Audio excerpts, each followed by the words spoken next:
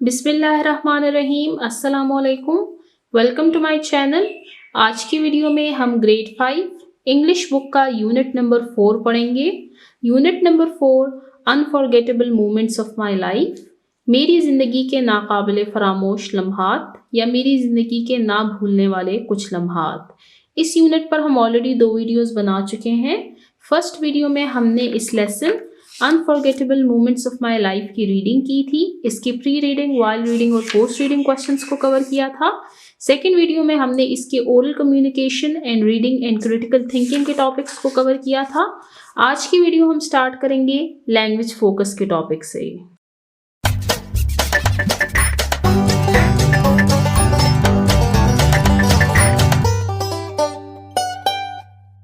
Language focus, जुबान पे तवज्जो,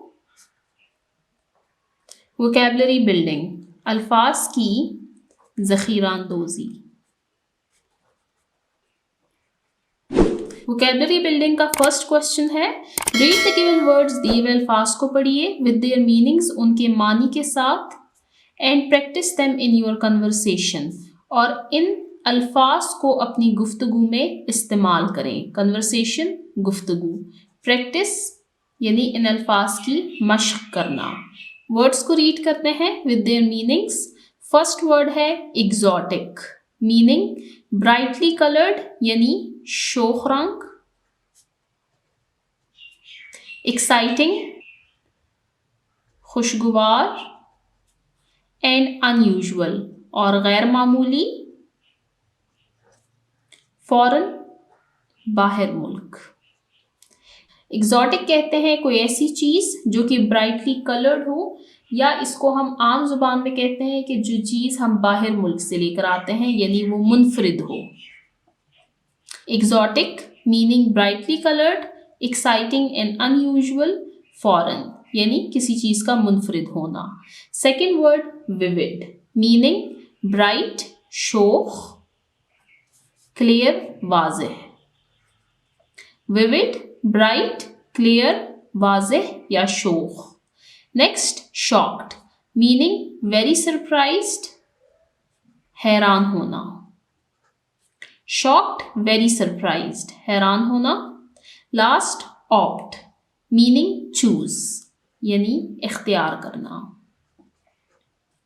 ऑप्ट मीनिंग चूज यानी इख्तियार करना। यहाँ पर वर्ड्स मीनिंग का टॉपिक एंड होता है। अब चलते हैं वोकैबुलरी बिल्डिंग के सेकंड टॉपिक की तरफ। सेकंड टॉपिक है एनाग्राम्स।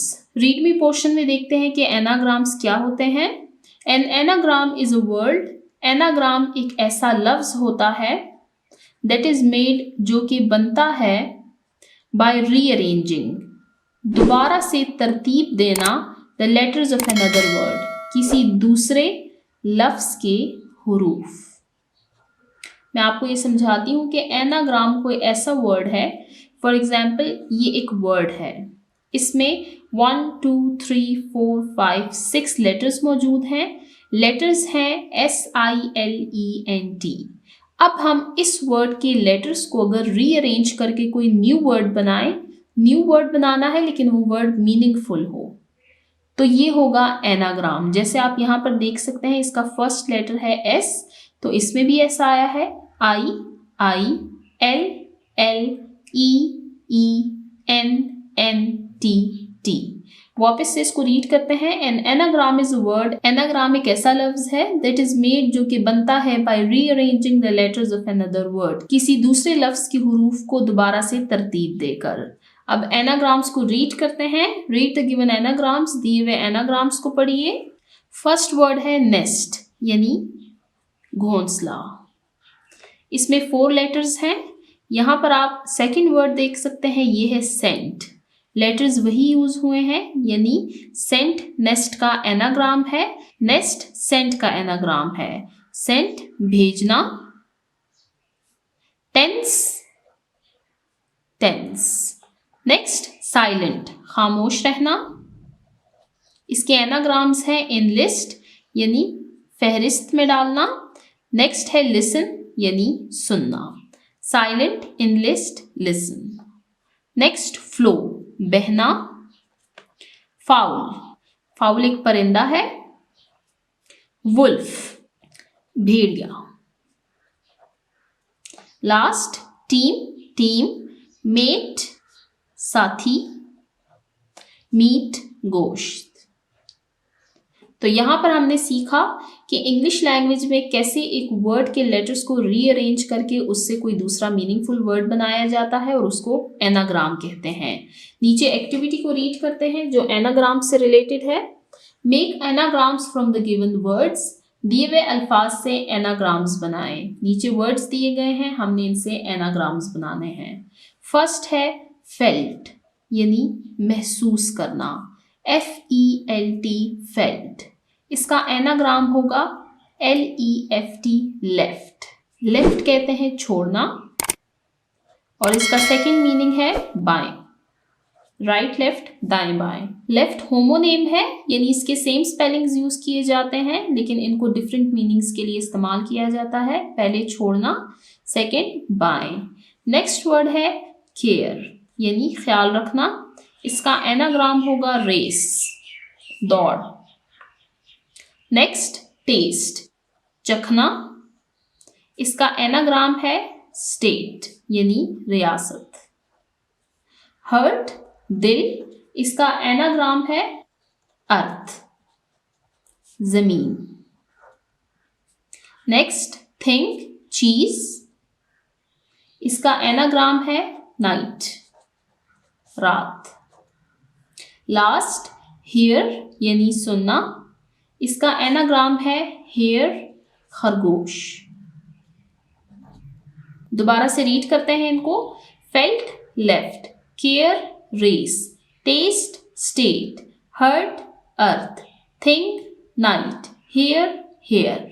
यहाँ पर एनाग्राम्स का टॉपिक एंड होता है। अब चलते हैं नेक्स्ट टॉपिक की तरफ। लर्निंग टू स्पेल, स्पेलिंग सीखिए। Fill in the missing letters to complete the words and learn their spellings. नीचे आपको कुछ वर्ड्स दिए गए हैं, इनमें कुछ लेटर्स मिसिंग हैं। हमने इन लेटर्स को कंप्लीट करना है। इनसे जो वर्ड्स बनेंगे उनकी स्पेलिंग्स को हमने याद करना है। फर्स्ट है EXOTIC,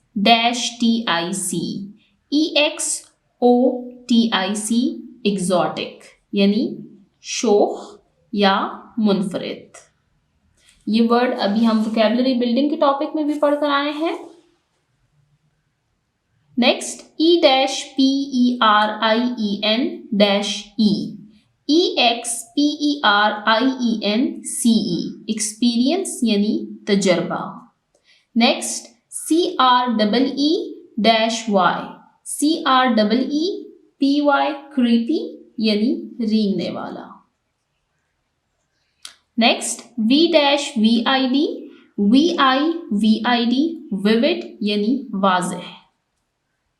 लास्ट HUNGY, हंगरी यानी भूख लगना। फर्स्ट EXOTIC, एग्जॉटिक यानी शोख या मुनफरिद। EXPERIENCE, एक्सपीरियंस यानी तजर्बा। CREEPY, क्रीपी, रेंगने वाला। VIVID, विविड, वाज़ेह। HUNGRY, हंगरी, भूख लगना।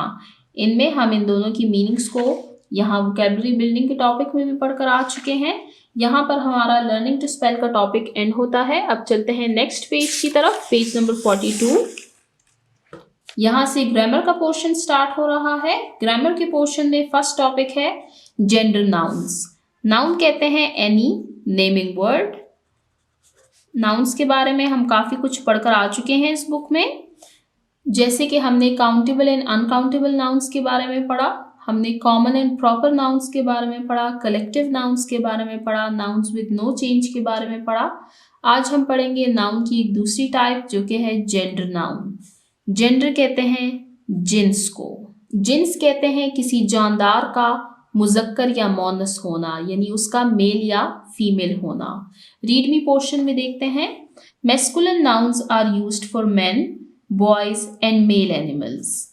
मैस्कुलिन नाउन्स ऐसे नाउन्स होते हैं जिनको इस्तेमाल किया जाता है मेन यानी मर्दों के लिए, बॉयज यानी लड़कों के लिए, मेल एनिमल यानी मुज़क्कर जानवरों के लिए। यानी ऐसे नाउन्स जो कि मुज़क्कर को शो करे उनको मैस्कुलिन कहते हैं, feminine nouns are used for women. Feminine nouns को इस्तेमाल किया जाता है वुमेन यानी औरतों के लिए, गर्ल्स लड़कियों के लिए, एंड फीमेल एनिमल्स और मोनस जानवरों के लिए। यानी ऐसे नाउन्स जो कि मोनस को जाहिर करें उनको फेमिनिन नाउन्स कहते हैं। Next, neuter refers to things that have no gender. Neuter ऐसे लोगों के लिए इस्तेमाल किया जाता है जिनकी कोई जिन्स नहीं होती। इसमें जनरली नॉन लिविंग थिंग्स आते हैं। For example, table, chair, pencil, book, ये ना ही मैस्कुलिन में फॉल करते हैं ना ही फेमिनिन में, तो इनको न्यूटर कैटेगरी में लिखा जाता है। यहाँ पर मैं आपको जेंडर नाउन की एक दूसरी टाइप बताना चाहूंगी जो कि है कॉमन जेंडर। इसके बारे में हम टॉपिक में रीड करेंगे। टॉपिक को स्टार्ट करते हैं। Read the following use of gender nouns. नीचे सेंटेंसेस दिए हुए हैं, हमने इनमें जेंडर नाउन्स के इस्तेमाल को नोट करना है। First sentence, my nephew is learning to ride a bicycle. Nephew कहते हैं भांजा, ये है masculine noun. Second, we stayed in a hotel, हम एक होटल में ठहरे, ये है neuter gender.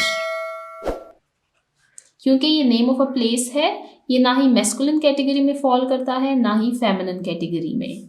Next, Raza met his aunt last year. Raza पिछले साल अपनी चच्ची से मिला। चच्ची ये फेमिनिन नाउन है, इसका मैस्कुलिन होगा uncle. Next, there is a lioness in the zoo. चिड़ियाघर में एक शेरनी है। लॉयनेस फेमिनिन कैटेगरी में फॉल करती है, इसका मैस्कुलिन होगा lion. Next, Ali grandfather lived in Jhelum. Ali के दादा जान जेहलम में रहते हैं। ग्रैंडफादर मैस्कुलिन कैटेगरी में फॉल करता है, इसका फेमिनिन होगा ग्रैंडमदर।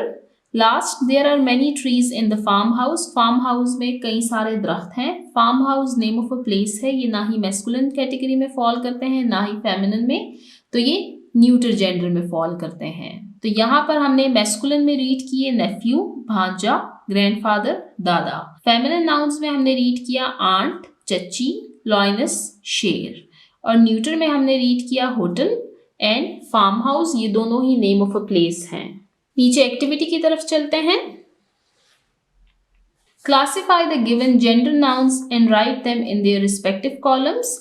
नीचे आपको वर्ड बैंक दिख रहा है, यहाँ पे कुछ जेंडर नाउन्स दिए गए हैं, हमने इनको इनके रिस्पेक्टिव कॉलम्स में लिखना है। जो मैस्कुलिन कैटेगरी में फॉल करते हैं उनको यहाँ पर लिखना है, यहाँ पर फेमिनिन कैटेगरी को लिखेंगे और यहाँ पर न्यूटर को लिखेंगे। फर्स्ट है किंग यानी बादशाह, ये है मैस्कुलिन। नेक्स्ट, लॉयनेस शेरनी, इसके बारे में अभी हम ऊपर सेंटेंसेस में पढ़कर आ भी चुके हैं, ये है फेमिनिन। नेक्स्ट, ट्री दरख्त, ये फॉल करता है न्यूटर कैटेगरी में।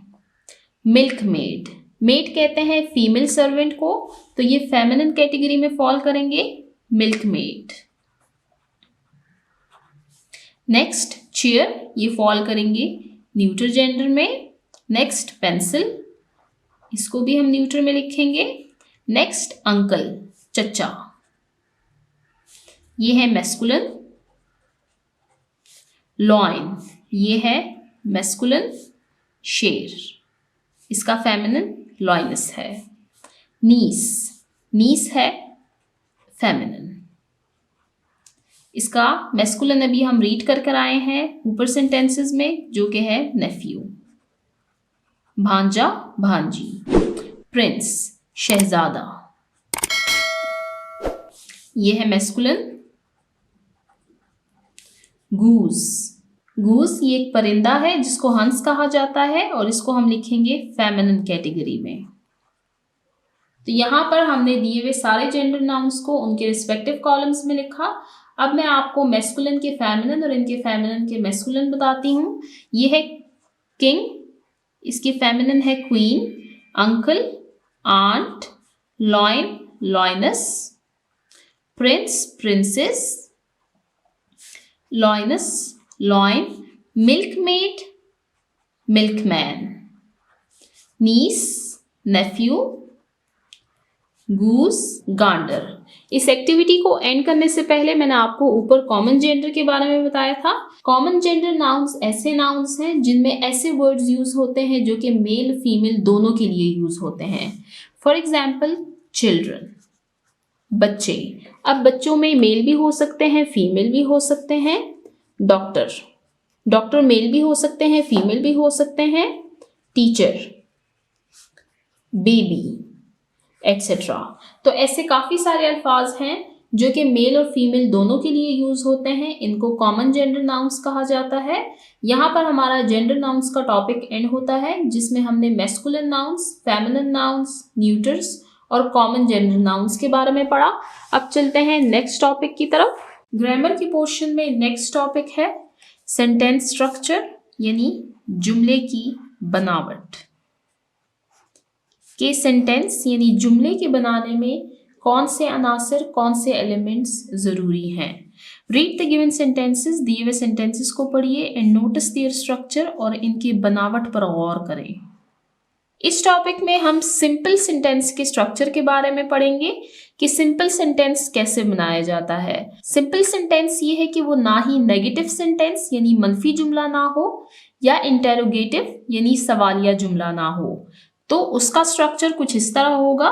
सबसे पहले आएगा सब्जेक्ट, फिर वर्ब, फिर ऑब्जेक्ट। सबसे पहले समझते हैं कि सब्जेक्ट, वर्ब और ऑब्जेक्ट क्या है। पेज नंबर 43 पर रीड मी पोर्शन को रीड करते हैं। A simple sentence has a subject. एक सिंपल सेंटेंस में सबसे पहले सब्जेक्ट मौजूद होता है, अ वर्ब एक वर्ब एंड एन ऑब्जेक्ट और एक ऑब्जेक्ट मौजूद होता है। Sentence can sometimes have two objects, लेकिन किसी भी जुमले में बाज औकात टू ऑब्जेक्ट्स पाए जाते हैं, direct object and indirect object. इनके बारे में हम डिटेल से पढ़ेंगे इस टॉपिक में। सबसे पहले देखते हैं कि सब्जेक्ट क्या होता है। somebody और something that performs an action, वो चीज या वो शख्स जो काम करता है, यानी काम करने वाले को सब्जेक्ट कहा जाता है। इसको उर्दू में फाइल कहते हैं। Verb, a word that shows an action, ऐसे अल्फाज जो कि किसी काम को दिखाएं, यानी fail. Indirect object, a noun और प्रोनाउन, यानी कोई चीज या कोई शख्स for whom the action is done, जिसके लिए काम किया जाता है। डायरेक्ट ऑब्जेक्ट, whoever और whatever receives an action, जो काम को लेता है, यानी जिस पर काम किया जा रहा होता है, उसको डायरेक्ट ऑब्जेक्ट कहा जाता है। इसको उर्दू में कहते हैं मफऊल। सब्जेक्ट को उर्दू में कहते हैं फाइल, वर्ब फेल, ऑब्जेक्ट मफूल। सब्जेक्ट हमने पढ़ा कि काम करने वाले को सब्जेक्ट कहते हैं, जो काम किया जा रहा होता है उसको वर्ब कहते हैं, और जिस पर काम किया जाता है उसको ऑब्जेक्ट यानी मफूल कहा जाता है। वापस चलते हैं पेज नंबर 42 की तरफ। सब्जेक्ट के बारे में हमने पढ़ा कि काम करने वाले को somebody और something that performs an action, जो काम कर रहा होता है उसको सब्जेक्ट कहते हैं। जैसे इस सेंटेंस को रीड करते हैं, तौकीर। वर्ब, जो एक्शन परफॉर्म किया जा रहा होता है, प्लांटेड यानी बोना। ऑब्जेक्ट, अ ट्री, अब वो क्या बो रहा है, वो एक दरख्त बो रहा है। तो तौकीर हो गया सब्जेक्ट, वर्ब हो गया प्लांट और ऑब्जेक्ट हो गया ट्री। ये काम करने वाला है, ये एक्शन है जिसको सब्जेक्ट परफॉर्म कर रहा है, और ट्री जिस पर काम किया जा रहा है, यानी तौकीर किस पर काम कर रहा है, वो एक दरख्त पर काम कर रहा है। यहाँ पर बात की गई है direct object and indirect object के बारे में। डायरेक्ट एंड इनडायरेक्ट ऑब्जेक्ट के बारे में रीड करते हैं। Unit number 4, unforgettable moments of my life, sentence structure. Object, an object is something or someone that receives the action or the action is acted upon. Object यानी मफूल उस चीज या उस शख्स को कहते हैं जो कि एक्शन को, जो कि उस काम को हासिल कर रहा होता है, और the action is acted upon, या जिस पर वो काम किया जा रहा होता है। जैसे हमने इस सेंटेंस में पढ़ा कि यहाँ पर ऑब्जेक्ट ट्री है, तौकीर काम कर रहा है ट्री पर। किसी भी सेंटेंस में दो तरह के ऑब्जेक्ट पाए जाते हैं, एक को कहते हैं डायरेक्ट ऑब्जेक्ट, दूसरे को इनडायरेक्ट ऑब्जेक्ट। डायरेक्ट ऑब्जेक्ट के बारे में पढ़ते हैं कि डायरेक्ट ऑब्जेक्ट क्या है। A direct object is something or someone that receives the action directly. Direct object वो चीज या वो शख्स है जो कि डायरेक्टली उस एक्शन को रिसीव कर रहा होता है। अब इसकी पहचान क्या होगी? फॉर एग्जाम्पल किसी सेंटेंस में डायरेक्ट एंड इनडायरेक्ट ऑब्जेक्ट्स दोनों मौजूद हैं, तो हमें कैसे पता लगेगा कि कोई ऑब्जेक्ट डायरेक्ट है और कोई इनडायरेक्ट है? आस्क व्हाट और whom टू द वर्ब। हमें वर्ब से पूछना है ये क्वेश्चंस दैट व्हाट और whom। व्हाट यानी कौन, whom किसको। सेंटेंसेस को रीड करते हैं, यह आपको क्लियर हो जाएगा। यहां पर सेकंड सेंटेंस को रीड करते हैं, इसमें है subject plus verb plus indirect object plus direct object. हम इस सेंटेंस को रीड करते हैं। ग्रैंडमा, ग्रैंडमा हो गई दादी, ये हो गई सब्जेक्ट यानी ये काम कर रही हैं। टोल्ड ये है वर्ब यानी वो क्या काम कर रही हैं, वो बता रही हैं। द चिल्ड्रन बच्चों को, अ स्टोरी एक कहानी। अब अगर हम इनको ना देखें, जो स्ट्रक्चर हमें दिया हुआ है अगर हम उसको ना देखें और हम इस सेंटेंस को रीड करें और हम वर्ब से पूछें और हम वर्ब से क्वेश्चन करें अबाउट व्हाट और whom, तो हमें अपना डायरेक्ट ऑब्जेक्ट मिलेगा। फॉर एग्जाम्पल अगर हम इसको रीड करें, दैट ग्रैंड मदर टोल्ड, दादी जान ने बताया। अब अगर हम वर्ब से क्वेश्चन करें, that what did grand mother told, तो हमें हमारा डायरेक्ट ऑब्जेक्ट मिलेगा कि दादी जान ने क्या बताया। दादी जान ने एक कहानी बताई। यहां पर देखते हैं, अली है सब्जेक्ट, थ्रू है वर्ब। अब अगर हम पूछें verb say that what did Ali through, तो हमें आंसर मिल जाएगा अपने डायरेक्ट ऑब्जेक्ट के बारे में, that Ali through the phone. ये हो गया डायरेक्ट ऑब्जेक्ट। सेकेंड सेंटेंस, ही है सब्जेक्ट, कुकिंग ये है verb. Fish in the pan, अब इनमें हमारे पास डायरेक्ट ऑब्जेक्ट कौन सा है? हम पूछेंगे वर्ब से। ही इज कुकिंग, वो पका रहा है। वो क्या पका रहा है? वो फिश पका रहा है। तो ये हो गया डायरेक्ट ऑब्जेक्ट। अब चलते हैं पेज नंबर 43 की तरफ। Sentence structure with a direct object. यहां पर आपको कुछ सेंटेंसेस दिए गए हैं जिसमें सिर्फ डायरेक्ट ऑब्जेक्ट का जिक्र किया गया है। Subject plus verb plus direct object. अब यहां पर अगर ये लोग डायरेक्ट ना लिखते तो भी हमें मालूम होगा कि ये डायरेक्ट ऑब्जेक्ट ही है। इनडायरेक्ट ऑब्जेक्ट के बारे में जब हम पढ़ेंगे तो फिर ये आपको ज्यादा क्लेरिफाई हो जाएगा। जिया बिल्ट अ हाउस, जिया ने एक घर तामीर किया। बिल्ट ये है वर्ब, जिया है सब्जेक्ट यानी ये काम कर रहा है, ये काम है, और जिस पर काम किया जा रहा है ये है object. My father made a sandwich. My father subject, made verb, sandwich object. Raza drew a picture, Raza subject, Drew verb, a picture object. यहां पर डायरेक्ट ऑब्जेक्ट्स के बारे में हमने रीड किया। Sentence structure with an indirect object. अब यहां पर जिक्र किया गया है इनडायरेक्ट ऑब्जेक्ट का। यहां पर ज्यादा डिटेल नहीं दी गई, इसको यहां से रीड करते हैं। Indirect object, indirect object is a noun or pronoun that receives the direct object in a sentence। कि indirect object एक ऐसा noun या pronoun होता है जो कि direct object के action को receive कर रहा होता है। अब अगर किसी sentence में direct object नहीं होगा तो obviously indirect object भी नहीं पाया जाएगा। यानी indirect object तभी किसी sentence में आएगा जब उसमें direct object मौजूद होगा। Ask to whom और for whom to the direct object। अब हमें क्वेश्चन करना है डायरेक्ट ऑब्जेक्ट से। डायरेक्ट ऑब्जेक्ट के लिए हमने क्वेश्चन किया था वर्ब से। इनडायरेक्ट ऑब्जेक्ट के लिए हम क्वेश्चन करेंगे डायरेक्ट ऑब्जेक्ट से। क्वेश्चन हम करेंगे टू whom यानी किसको, for whom किसके लिए।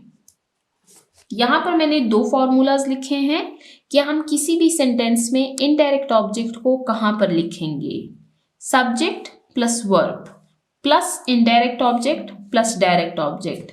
ये वही फॉर्मूला है जो आपकी बुक में यहाँ पर मेंशन किया गया है कि सबसे पहले सब्जेक्ट लिखना है, फिर वर्ब, फिर इनडायरेक्ट ऑब्जेक्ट और फिर डायरेक्ट ऑब्जेक्ट आएगा। इसका एक दूसरा फॉर्मूला भी है जो कि है कि सबसे पहले सिंपल सेंटेंस में सब्जेक्ट लिखना है, फिर वर्ब, फिर डायरेक्ट ऑब्जेक्ट आएगा। लेकिन डायरेक्ट ऑब्जेक्ट के बाद इनडायरेक्ट ऑब्जेक्ट के आने से पहले हम उसमें प्रेपोजिशन ऐड करेंगे। इनकी एग्जाम्पल्स को रीड करते हैं। First sentence, he gifted me a book. He है सब्जेक्ट, गिफ्टेड है वर्ब। अब हम वर्ब से पूछेंगे कि what did he gifted? He gifted a book. तो ये हो गया डायरेक्ट ऑब्जेक्ट।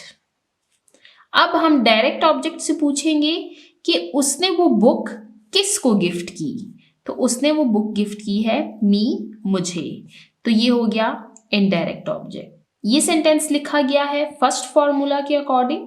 अब हम इसी सेंटेंस को सेकंड फॉर्मूला के अकॉर्डिंग लिखते हैं। He gifted a book to me. He subject, gifted verb. A book, what did he gifted? He gifted a book. तो ये हो गया direct object.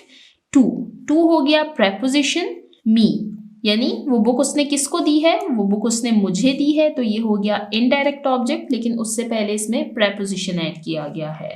Second sentence, she bought me some sweets. She subject, bought verb. She bought, what did she bought? She bought some sweets. तो ये हो गया direct object. मी, वो किसके लिए स्वीट्स लेकर आई है? वो मेरे लिए स्वीट्स लेकर आई है। तो ये हो गया indirect object. She bought some sweets for me. She bought, she subject, bought verb, some sweets, ये हो गया direct object, for preposition me indirect object. My father will buy me a bike. My father subject, buy verb, me a bike। अब इसमें a bike जो है कि मेरे वालिद क्या खरीदेंगे? वो एक बाइक खरीदेंगे। तो ये हो गया डायरेक्ट ऑब्जेक्ट। वो बाइक किसके लिए खरीदेंगे? वो बाइक मेरे लिए खरीदेंगे। तो ये हो गया indirect object. My father will buy a bike for me. My father subject, buy verb, a bike direct object, for preposition me indirect object. I hope आपको direct object and indirect object का concept clear हो चुका होगा। इसको book से read करते हैं। यहाँ पर फॉर्मूला जो दिया गया है वो फर्स्ट फॉर्मूला है, that is subject plus verb plus indirect object plus direct object. My father gave me an old watch. My father subject, gave verb, me indirect object, an old watch direct object. Mother told the children an old story. Mother subject, told verb, the children indirect object, an old story direct object. Aisha bought her son a new car. Aisha subject, bought verb, her son indirect object, a new car direct object. नीचे activity है जो कि इसी sentence structure के topic से related है। Right 5 sentences with direct and indirect objects each in your notebook. 5 sentences लिखने हैं आपने जिनमें आपने डायरेक्ट एंड इनडायरेक्ट ऑब्जेक्ट्स का इस्तेमाल करना है। सेंटेंसेस मैं आपको ऑलरेडी करवा चुकी हूँ। 3 सेंटेंसेस ये हैं, he gifted me a book, she bought me some sweets, my father will buy me a new bike। ये हो गए 3 सेंटेंसेस। 2 सेंटेंसेस डायरेक्ट ऑब्जेक्ट के टॉपिक में मैंने आपको रीड करवाए थे। Ali through the phone in anger. Ali subject, through verb, the phone direct object, in anger indirect object. He is cooking fish in the pan. He is cooking, he subject, cooking verb, fish direct object, in preposition. The pen indirect object। यहाँ पर हमारा sentence structure का topic end होता है। अब चलते हैं next topic की तरफ। ग्रामर के पोर्शन में नेक्स्ट टॉपिक है कैपिटलाइजेशन। ये थर्ड टॉपिक हो गया ग्रामर के पोर्शन में। फर्स्ट हमने रीड किया about gender nouns, second sentence structure, ये हमारा थर्ड टॉपिक है कैपिटलाइजेशन। जब हम इंग्लिश अल्फाबेट्स लिखते हैं तो उसको हम 2 तरीकों से लिखते हैं। एक है कैपिटल ABC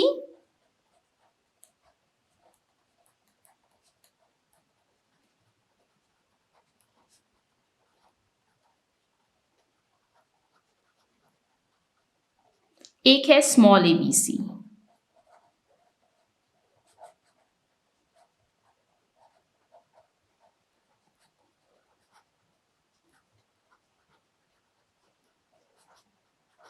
इंग्लिश राइटिंग में हम जनरली स्मॉल ABC यूज करते हैं, जबकि कैपिटल ABC यूज करने के अपने कुछ स्पेसिफिक रूल्स हैं।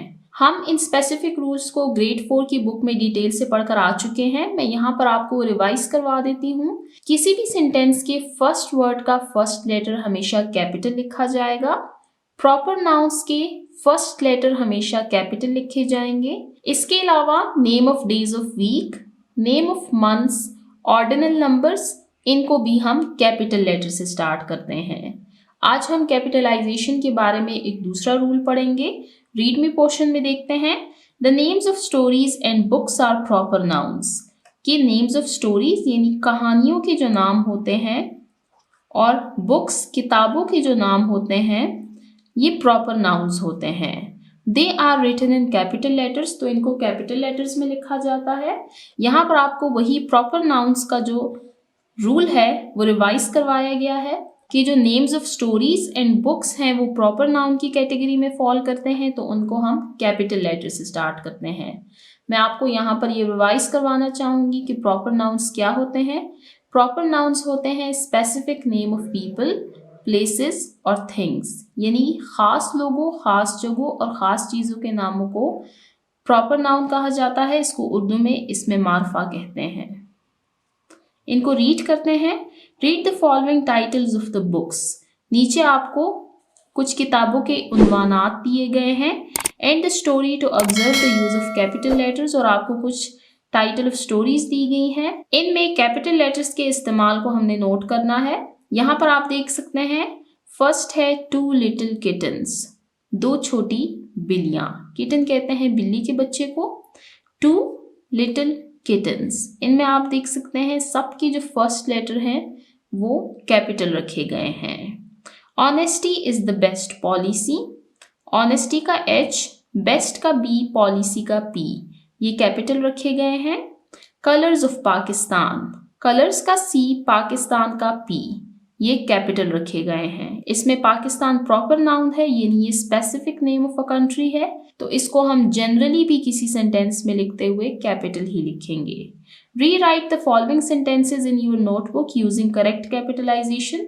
नीचे आपको कुछ सेंटेंसेस दिए गए हैं, इनमें हमें कैपिटलाइजेशन को अप्लाई करना है। रीड करना स्टार्ट करते हैं। फर्स्ट सेंटेंस है Tauqeer is reading life cycle of a plant. अब इसमें कौन से लेटर्स कैपिटल होंगे? सबसे पहले तौकीर जो कि specific name of a person है, इसका T कैपिटल करेंगे। फिर life cycle of a plant, ये टाइटल है बुक का, तो इसमें L को कैपिटल करेंगे, प्लांट का P कैपिटल करेंगे। इसको हम लिखेंगे Tauqeer is reading life cycle of a plant. Second sentence T capital. The title of the book is, किताब का उन्वान है माई फेवरेट मेमोरीज, मेरी पसंदीदा यादें। मेमोरीज कहते हैं याद को, फेवरेट पसंदीदा। Next the zip line, the का T capital. The zip line in Malam Jabba, Malam Jabba specific name of a place है, is 2000 feet long and 1000 feet high. इसमें specific name of a place आया है जिसको हमने कैपिटल किया है, और सेंटेंस के फर्स्ट वर्ड का फर्स्ट लेटर हमेशा कैपिटल आता है। Next Swat, specific name of a place, is famous for its natural beauty. Swat अपनी कुदरती खूबसूरती के लिए मशहूर है। An ant and a dove, एक चूंटी और फाख्ता। Is a story with a moral, ये एक मॉरल इखलाकी सबक कि एक चूंटी और एक फाख्ता, ये इखलाकी सबक के साथ एक कहानी है। An ant and a doe, इसको इन्वर्टेड कॉमास में लिखा गया है, तो हमें आइडिया हो गया कि ये नेम ऑफ अ स्टोरी है। Last I, I capital, I bought a guide to travel in Swat. A का A कैपिटल, गाइड का G कैपिटल, ट्रैवल का T कैपिटल, स्वात का S capital. Before visiting Swat, Swat का S कैपिटल, ये name of a specific place है. स्वात जाने से पहले मैंने एक किताब खरीदी जिसका नाम है a guide to travel in Swat. तो यहाँ पर हमने इन सेंटेंसेस में कैपिटलाइजेशन को अप्लाई किया. हमने कैपिटलाइजेशन अप्लाई की प्रॉपर नाउन्स में. प्रॉपर नाउन्स कहते हैं specific name of a place, people और थिंग, यानी खास लोगों, खास जगहों और खास चीज़ों के नामों के साथ. और इसके अलावा हमने सेंटेंस के फर्स्ट वर्ड के फर्स्ट लेटर को भी कैपिटल किया. नीचे एक्टिविटी को रीड करते हैं जो इसी कैपिटलाइजेशन से रिलेटेड है. मेक 3 सेंटेंसेस, 3 जुमले बनाइए using the name of stories, जिनमें आपने स्टोरीज यानी कहानियों के नाम लिखने हैं. एंड बुक्स या किताबों के नाम इन योर नोटबुक, अपनी नोटबुक में लिखें. रिमेंबर टू कैपिटलाइज प्रॉपरली, और याद रखिए कि आपने इसमें कैपिटलाइजेशन के रूल को अप्लाई करना है. मैं आपको यहाँ पर कुछ स्टोरीज के नेम्स बता देती हूँ. ये कॉमन स्टोरी है जो हम सब स्टार्ट से पढ़ते हुए आते हैं, जो कि है थर्स्टी क्रो. तो थर्स्टी का T, क्रो का C, ये हम कैपिटल करेंगे. The fox and the grapes. The का T कैपिटल, फॉक्स का F कैपिटल, ग्रेप्स का G कैपिटल. इसके अलावा ये कार्टून है द सुपरमैन. द का T कैपिटल, सुपरमैन का S कैपिटल. अब ये लेसन हो गया nursery rhymes. Name of a lesson है ये. नर्सरी का N कैपिटल, राइम्स का R कैपिटल. यहाँ पर मैंने आपको 4 नेम्स लिखकर दिखाए हैं जिसमें कैपिटलाइजेशन को अप्लाई किया गया है. अब चलते हैं नेक्स्ट पेज, पेज नंबर 44 की तरफ. यहाँ से राइटिंग का पोर्शन स्टार्ट हो रहा है. लर्निंग टू राइट, लिखना सीखिए. Question number 1, read the given dialogue. दिए हुए डायलॉग यानी मुकालमे को पढ़िए. In the speech bubbles, speech bubbles में. रीड मी पोर्शन में देखते हैं कि स्पीच बबल्स क्या है. Speech bubbles tell us about thoughts और words of characters.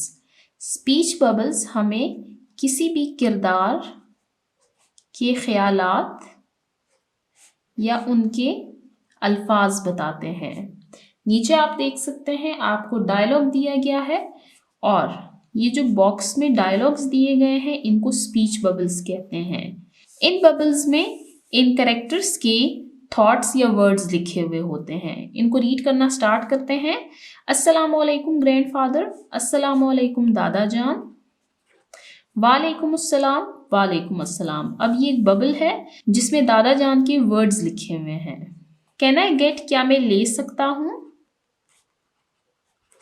Some red roses, red लाल, रोजेस गुलाब. फ्रॉम योर गार्डन, आपके बाग से, क्या मैं आपके बाग से लाल गुलाब ले सकता हूँ. यस यू कैन, जी हाँ आप ले सकते हैं. थैंक यू, शुक्रिया. ग्रैंडफादर, दादा जान. Welcome dear, खुशामदीद. डियर, प्यारे. तो ये हमने डायलॉग रीड किया. इसको दोबारा से रीड करते हैं. अस्सलामुअलैकुम ग्रैंडफादर, वालेकुम अस्सलाम. Can I get some red roses from your garden. Yes you can. Thank you grandfather, welcome dear. तो ये हमने एक डायलॉग रीड किया जिनको बबल्स में लिखा गया था. नीचे एक्टिविटी की तरफ चलते हैं जो कि इसी टॉपिक से रिलेटेड है. रीड द डायलॉग, दिए हुए डायलॉग को पढ़िए. डायलॉग मुकालमा written in the speech bubbles, जिसको स्पीच बबल्स में लिखा गया है. Fill in the speech bubbles to make your own dialogue. और नीचे आप देख सकते हैं हमारे पास 1 2 3 4 बबल्स खाली हैं जिनको हमने फिल करना है और इस डायलॉग को कंप्लीट करना है. डायलॉग को रीड करना स्टार्ट करते हैं. ये फर्स्ट पार्टी जो कह रहे हैं what have you planned for the holidays, कि आपने अपनी छुट्टियों के लिए क्या मंसूबाबंदी की है.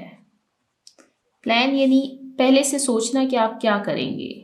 Second party, I am going to plant trees, मैं पौधे लगाऊंगा. अब नीचे बबल्स खाली हैं, इनको फिल करते हैं.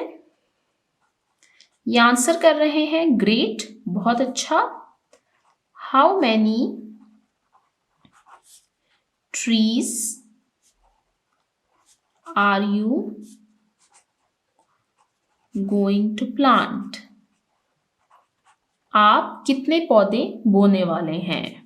Second party, I want to plant 5 trees.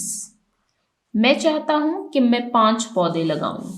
First party वापस कहती है वाओ, बहुत खूब। Where are you going to plant them? कि आप ये पौधे कहां पर लगाएंगे? Second party, I'll plant them in my backyard. कि मैं इन पौधों को अपने बैकयार्ड यानी पीछे वाले बागीचे में लगाऊंगा। तो यहाँ पर आपने देखा कि हमने इस डायलॉग को कंप्लीट किया। ये डायलॉग जिस स्टाइल में लिखा गया है इसको स्पीच बबल्स कहते हैं। ये जो बॉक्सेस हैं इनको बबल्स कहा जाता है, जिनमें किसी कैरेक्टर के थॉट्स या उनके वर्ड्स लिखे जाते हैं। तो यहाँ पर हमारा स्पीच बबल का टॉपिक एंड होता है। अब चलते हैं नेक्स्ट टॉपिक की तरफ। राइटिंग के पोर्शन में थर्ड क्वेश्चन है, write a short paragraph in your notebook about the benefits of trees. अपनी नोटबुक में एक पैराग्राफ लिखें दरख्तों के फवायद। Benefits of trees, remember to use correct capitalisation and spelling. और पैराग्राफ को लिखते हुए आपने करेक्ट कैपिटलाइजेशन और स्पेलिंग्स का ख्याल रखना है। इस पैराग्राफ को रीड करते हैं। पैराग्राफ का टॉपिक है हमारे पास बेनिफिट्स ऑफ ट्रीज, दरख्तों के फवायद। बेनिफिट्स ऑफ ट्रीज, दरख्तों के फवायद। ट्रीज आर इम्पॉर्टेंट, दरख्त अहम हैं फॉर अवर अर्थ, हमारी जमीन के लिए। दे प्रोवाइड, ये मुहैया करते हैं, अस, हमें, विद ऑक्सीजन, ऑक्सीजन से, यानी ये हमें ऑक्सीजन मुहैया करते हैं। Control levels of carbon dioxide in the air, हवा में कार्बन डाइऑक्साइड की मिकदार को बरकरार रखते हैं। Help to maintain the ecological balance, मदद करते हैं कि हम अपने माहौलियाती तवाजुन को बरकरार रख सकें। Provide home to animals and birds, जानवरों और परिंदों को मस्कन मुहैया करते हैं, यानी उनको रहने की जगह देते हैं। एंड प्रिवेंट, और बचाते हैं इरोजन, जमीन का कटाव, यानी पानी अपने साथ जब जमीन बहा कर लेकर जाती है तो इसको सॉइल इरोजन कहा जाता है। ट्रीज इसको प्रिवेंट करता है। Trees are like super heroes for our planet, दरख्तों की मिसाल हमारे प्लैनेट जो कि ज़मीन है, हमारा प्लैनेट ज़मीन है, प्लैनेट कहते हैं सियारे को, कि दरख्तों की मिसाल हमारे प्लैनेट के लिए एक सुपर हीरो की तरह है जो कि इसको बहुत सारे खतरात से बचाते हैं। इस पैराग्राफ को फिर से रीड करते हैं। Trees are important for our earth, दरख्त हमारे ज़मीन के लिए अहम है। They provide us with oxygen, ये हमें ऑक्सीजन मुहैया करते हैं। Control levels of carbon dioxide in the air, हवा में कार्बन डाइऑक्साइड की मकदार को बरकरार रखते हैं। Help to maintain the ecological balance, माहौलियाती तवाजुन को बरकरार रखते हैं। Provide home to animals and birds, परिंदों और जानवरों को मस्कन मुहैया करते हैं। एंड प्रिवेंट सॉइल इरोजन, और ज़मीन के कटाव को रोकते हैं। Trees are like super heroes for our planet, दरख्त हमारे सियारे के लिए सुपर हीरो की मानंद है। ये पैराग्राफ मैंने पेज नंबर 38 पे जो डायलॉग दिया गया था उसी में से आपके लिए इसको मैंने कॉपी किया है। मैंने आपको न्यू नहीं लिखवाया। जो चीज़ आपकी बुक में ऑलरेडी मौजूद होती है आप कोशिश किया करें कि उसी को याद किया करें, उसी को सीखा करें। वापस चलते हैं टॉपिक की तरफ। तो यहाँ पर हमारा क्वेश्चन नंबर 3 एंड होता है, जिसमें हमने एक पैराग्राफ रीड किया अबाउट बेनिफिट्स ऑफ ट्रीज, दरख्तों के फवायद। नेक्स्ट टॉपिक की तरफ चलते हैं, creative writing. Imagine you are experiencing zip lines. Imagine, तस्वुर करें, दैट यू आर एक्सपीरियंसिंग, कि आप तजर्बा कर रहे हैं जिप लाइन्स राइड का। Right your feelings about it. आप इसके बारे में अपने एहसास या जज्बात से मुतल्लिक लिखिए। जिप लाइन्स राइड क्या है? यहाँ पर आपकी इस यूनिट में जिप लाइन्स राइड दी गई है। यहाँ पर आप देख सकते हैं ये जो लड़की है ये जिप लाइन राइड इंजॉय कर रही है। आपसे क्वेश्चन ये किया गया है कि आप इमेजिन करें कि आप ये राइड ले रहे हैं, तो उस वक्त आपकी क्या फीलिंग्स हैं उसके बारे में आपने कुछ सेंटेंसेस लिखने हैं। इनको रीड करते हैं। Creative writing, zip line ride. Hurrah ये एक्साइटमेंट को शो करता है। I feel like a bird flying in the air. मुझे ऐसा महसूस हो रहा है जैसे मैं किसी परिंदे की तरह हवा में उड़ रही हूँ। स्काई हवा या आसमान, फ्लाइंग उड़ना। My heart मेरा दिल, beats धड़कना, fast तेज कि मेरा दिल तेजी से धड़क रहा है। But I am not scared लेकिन मैं डर नहीं रही। I love the wind मुझे हवा पसंद है। In my hair जो कि मेरे बालों में से गुजर रही है। And the view और मनाजिर, below जो मुझे नीचे दिख रहे हैं। It's like an exciting adventure ये एक खुशगवार तजुर्बा है। दोबारा से इसको रीड करते हैं।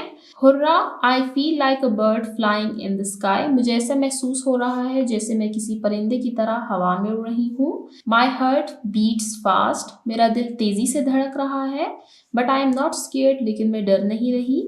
आई love the wind in my hair मेरे बालों से गुजरती हुई हवा मुझे अच्छी लग रही है।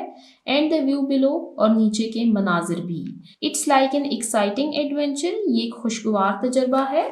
इस पिक्चर में आप देख सकते हैं कि ये ऊपर आसमान की तरफ है तो इनके बालों में से हवा भी गुजरेगी, इनको नीचे के मनाजिर भी दिखेंगे। वापस चलते हैं पेज नंबर 44 की तरफ। यहाँ पर क्रिएटिव राइटिंग का टॉपिक एंड होता है। इसके साथ ही unit number 4 unforgettable moments of my life end होता है। हमने इस यूनिट में एक बहुत खूबसूरत लेसन को रीड किया जिसमें हमें ट्रीज के बेनिफिट्स के बारे में बताया गया कि ये किस तरह से इंसानों की मदद करते हैं, जानवरों की मदद करते हैं और ये हमारे प्लेनेट के लिए कैसे ज़रूरी हैं। जिन बच्चों ने अभी तक मेरे चैनल को सब्सक्राइब नहीं किया काइंडली मेरे चैनल को सब्सक्राइब करें ताकि हर आने वाली वीडियो आपको टाइमली मिल सके। Thank you.